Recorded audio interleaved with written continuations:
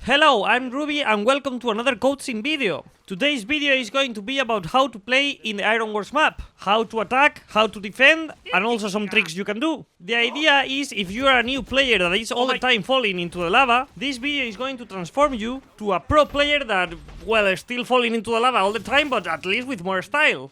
Like I said in the other space video, I already did a tutorial about how to attack and how to defend, basically in any map. So here I'm not gonna repeat some of the basics like body blocking when you are defending. Before we start, let's show a bit the map, and later we will get into detail. Our goal is at the right of our spawn, and there you have middle, where the ball spawns. As you can see in Ironworks, there are some places where you can fall into lava lakes. Also, this map has 2 teleports for each team. One of them takes you there, and the other one is to come back. And both of the TPs has a laser, so you cannot go to the enemy TPs. And also, you can reset even without teleporting. Let's start by dividing the attack and the defend of this map into 3 phases. The first phase is our base, where we have to go to middle to take the ball, especially from our spawn at the start of the round. A second phase, where you can choose the way you attack with the ball. And a final phase that is common to any path you have chosen before, where you are already facing the final stretch to the touchdown. In this map, whichever path you choose is going to end in the same final part. So let's start with how to rush from the spawn. The fastest way to go to the center from the spawn that I found is start running using the platform skill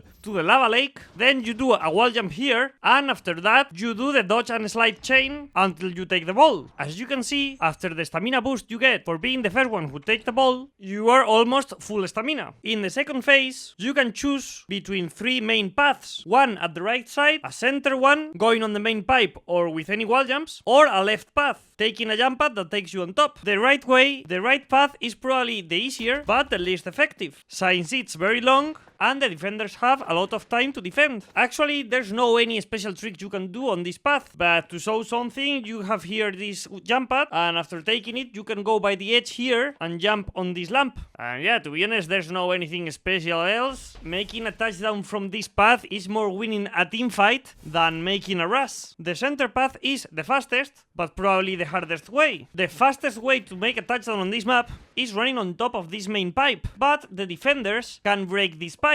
So if you are defending, don't forget to break this pipe when the enemies are going to attack, so they cannot get on top of it. Anyway, if you have stamina, you can cross the center path without using the main pipe, making jumps. You can do this double wall jump that takes you above, but if you want to do it better, you can do this triple wall jump and land more on top. By doing this, you will jump over the defenders that are below, dodging their attacks. And also, you will skip the staircase part. If you don't have enough stamina for that many wall jumps, you can make just this wall jump to get on this diagonal pipe. And actually, if you have more stamina, you can turn around and wall jump on the vertical pipe that was behind you. With this, you will land on top again, dodging the defender that is below, like before. You can also make the double wall jump in those vertical pipes. Or, well, if you don't have stamina, you can go just walking to this skinny pipe. But to be honest, I don't really recommend you this path. Knowing this is good just in case the defenders push you here, but choosing this as a main path to go is not actually a good idea, because it's easy to push you to the lava. If they didn't break the main pipe, you can also wall jump here to get on the top floor, skipping the staircase. And actually, if you do this fast, you will have enough stamina for another wall jump, so you can do it to get on top of this, where the teleport is. Anyway, I will explain this better in the final phase. And how do you defend any of these center paths? Well, first of all, remember to destroy the main pipe, so they have to waste their stamina doing tricks to get on top. Below, there's a lava lake, so try to push the ball carrier to the lava, trying to predict where he is going to land with his wall jumps, and then pushing him down with heavies or bad attacks. I recommend you to defend from the top floor, because if you defend from below, probably the attacker make a trick and land on top of you. Now let's go from the attack for the left. Here you have a jump path to go directly above, and from that position you can choose between 2 ways. You can go down the hallway below and finish on the staircase part, or you can go on top where there's a gate that you can break. In general, it's better to go to the top way, mainly because because while you or your teammates are breaking the gate, the defenders that are at their back will not have angle to shoot you. They will have to get close to you or TP, but I will focus on that later. Also, after breaking the gate, you can make a comet to get on top of the final platform. You can do this comet with Durandal, Scorpio and Bat. With the Bat it's very hard to do it. It's a pixel perfect jump, so it's easier to do it with the other weapons. This comet is very good, because if the defenders are not ready to it, being at least one of them on top of the platform ready for your comet to push you down, it's going to be very hard for them to stop you. This is why if you are defending and the attackers come from this side, at least one of you has to get on top of it. If you want to defend better this comet, I will tell you to not stay at the edge, because if you stay there, they will reach you with the comet and you will not be able to push him down. So what you should do is stay a bit at the back, waiting for him to finish the comet, and after it, attack and push him down. Unless you have the new weapon, the Scarab. With the Scarab, you can actually block his comet, stun him, and then push him back. If you see there's an annoying sniper in the enemy team killing you while you are waiting on top, what you can do is hiding on a TP. Another important comet you should learn is, after taking the Jumpad, this comet that takes you to a top floor where the gate is, without touching the below floor. This is very useful, because normally the defenders, when you take the ball at the center, they are in a position to defend the center path, because it's the fastest one. So when they see you taking your left path and taking the Jumpad, they reposition here and they kill you by shooting from this hallway. But if you do this comet, it's going to be almost impossible for all of these defenders that are shooting you from this hallway to actually hit you. A lot of times the defenders will defend this left path by waiting you on top of the Jumpad and pushing you down with melee attack. What you can do to dodge this defender is, after taking the Jumpad, wall jumping on the right side. To do this, you will have to sprint mid-air before the wall jump. If you don't do it, sometimes it won't work. Let's go with some tips that you can do in the final phase. If you are in the staircase, I recommend you to dash close to the right wall. Why? Because the defenders that are spawning at this moment, they will not be able to shoot you when you are at the staircase. And after the dash, they won't be able to shoot you neither, because the wall that is close to you, it's also covering you. And if you had made the dash straight to the touchdown, you will have finished the dash in a position where this defender actually have a good angle to shoot you. The problem about this dash is that you end very close to the laser, so the defenders probably can push you there or reset the ball very easily. So I recommend you to do this when you see there's no any defender in front of you, probably because they are respawning or they are out of position. You can jump from this curve to the top floor without using the staircase, using many attacks, such as using all the Durandal attacks, doing a Scorpio Comet, for which you will need to start charging the beep of the Scorpio, looking to the side, because if you start it looking straight ahead,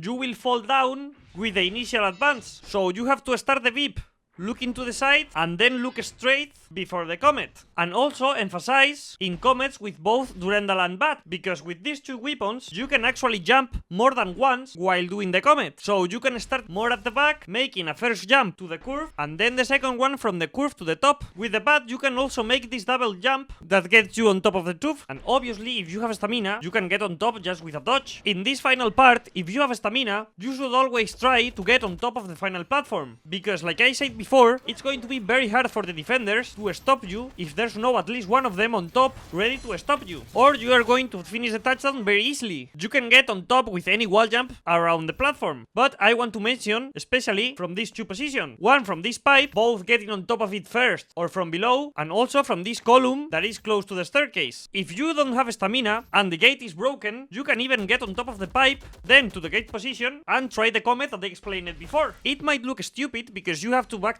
a little, but a lot of times the defenders will not be ready for this, because they will be defending from below since you were below, and they will not expect you to backtrack and then came from the top. Well, so now you know all the basics for each part of the map, so let's go with more specific details. Talking about the teleports, they are especially useful when you are defending. The coming back one is essential when the ball carrier is closer to your touchdown than yourself can use the coming back TP to reposition in front of him and push him backwards or body block him. The one going is harder to know when to use it. You can use it when the enemies are attacking from their left path behind the gate and they didn't break it yet, because if they already break the gate, it's gonna be very late to TP, since they will cross and touch down before you have time to come back. So if you are thinking about TP, I recommend you to pay attention to if they already started breaking the gate. If they are close to the gate but they didn't start breaking it, you can actually TP behind them, shoot them from behind, and then TP back again, so you are ready for when they cross. And also, if you do this TPs fast, they won't even see you, since you took both of the TPs very fast.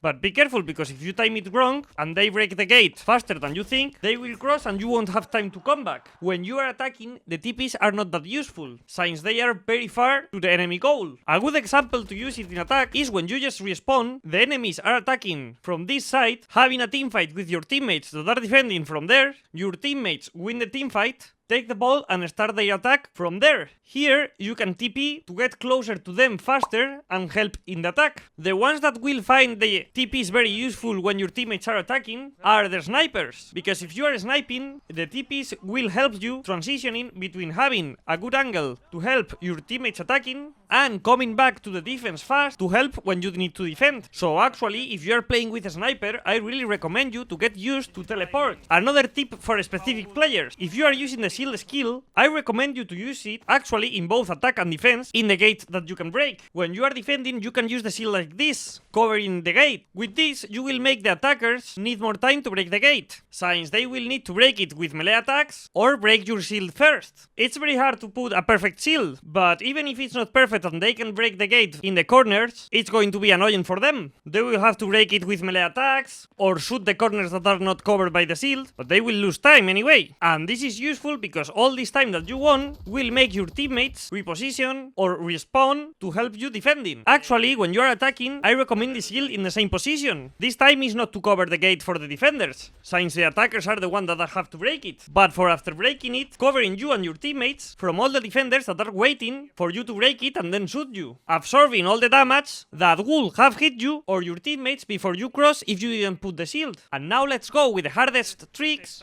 for the more advanced players. Let's go with the lamp trick, a trick that I really love because it was me the one that invented it, and that makes me feel proud, okay? Before teaching you how to do the lamp trick, you have to know that in all patches of this map there was a bug that let you go by the edge of the gate, even if it's close, and from there you could commit to a platform that is at the final part. This is already fixed, you cannot climb here anymore, but you will see this in some of the examples that I'm gonna show on the next tricks, because they are all clips on all patches. But you have to know that you cannot do this anymore. But of course, you can still do in the tricks that I'm going to explain. I invented the lamp trick trying to find a way to go to the final platform without touching the below floor and also the top floor, dodging all the defenders that are in these positions. And how do I do that? Using this cutie lamp, which no one had ever paid attention to it before. Right now, I see two different ways to do the lamp trick. One that starts slower but finishes faster, and a second one that starts faster but finishes slower. Let's explain both. In both of the ways, you have to start taking the ball with the platform skill, so you save stamina at the beginning. If you don't do that, you will not have enough stamina, at least if you start at the center. For the first version, which is the one that starts slower but finishes faster, you have to start walking, saving a bit of stamina, because you will need this stamina after doing the double wall jump that gets you on top of the lamp to make a third wall jump in the vertical pipe,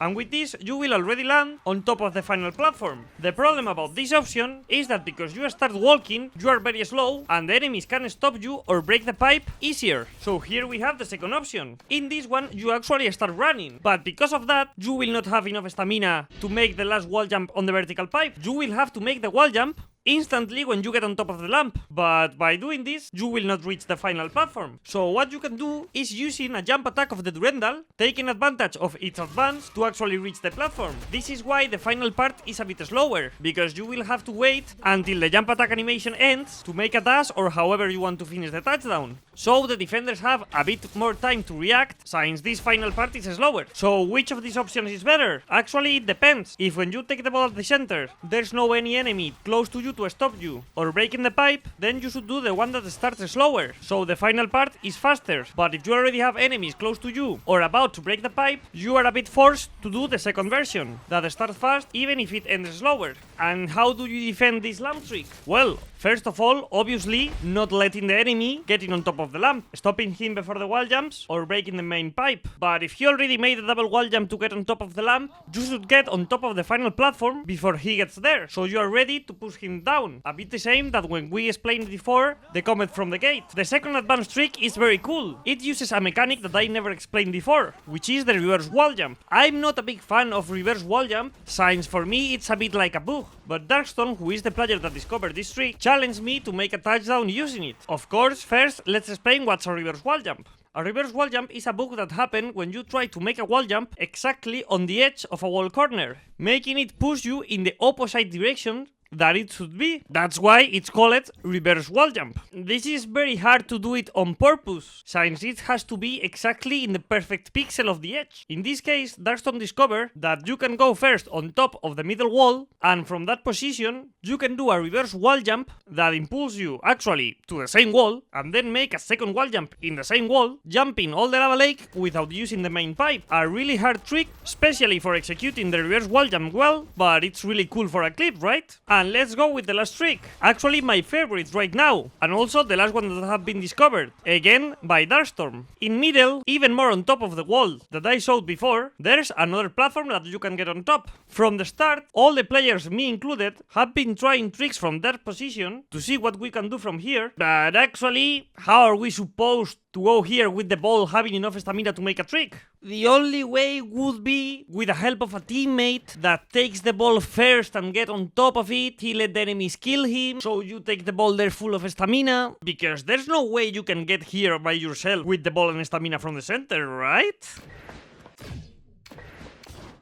Yep, this is a trick from the Jumpad to the center roof, discovered by Darkstorm, like I said before. Actually, it's not hard to do it, but you might need to practice a couple tries to get the good angle. It's very easy. The only thing that you have to do is dodging exactly at the same time that you are taking the Jumpad. And after that, of course, moving to the roof direction. If you do this after taking the ball with the platform skill, saving a bit of stamina at the beginning, you will land on top with enough stamina to make 2 wall jumps. From the top, you can make 1 wall jump and land down there, or if you really practice the angle, you can make a double wall jump and land on my pretty lamp. Look how clean is this example. You can see how there's actually a defender waiting for me in the below floor and a second one in the top floor, but I don't land in any of the floors. I land on my lamp and then on the pipe, so I finish jumping both of the defenders. Or a really cool thing that you can also do on top is missing the angle of the wall jump. Oh! And falling into the lava. Yes, I do that a lot. So this has been the tutorial about how to play in Ironworks. Hope it helped you. I tried to edit this tutorial more than the previous ones. I think you already see it. I'm not really sure if this is worth it or not, because if I edit all the videos like this one, I will need more time for each video. So I'm not really sure if it's just better to edit less but upload videos more consistently. But I wanted to try for this one at least. You can let me know in the comments if you prefer videos like this or more amount of videos with probably less quality. A couple days ago, November 25th, there was a big new patch, being the most important things: a new weapon, the Scarab, a new skill, the sword, and also being able to have 2 skills in your loadout. I didn't pay attention to it in this video because it's not the topic of this one, but probably the next video will be an updated version of the weapons and the skill tutorial with all the changes of the previous weapons and of course adding the new ones. Like in every video, I would like you to type in the game chat the next time that you see me in game, this time the word coco, which is coconut in Spanish. If you do it, you will make me happy and a smile in my face. And it's completely free, so why not? So I hope you liked the video. Drop a like if you did, comment below your opinion, and subscribe for more coaching videos. See you soon in the next video or in game. Bye bye!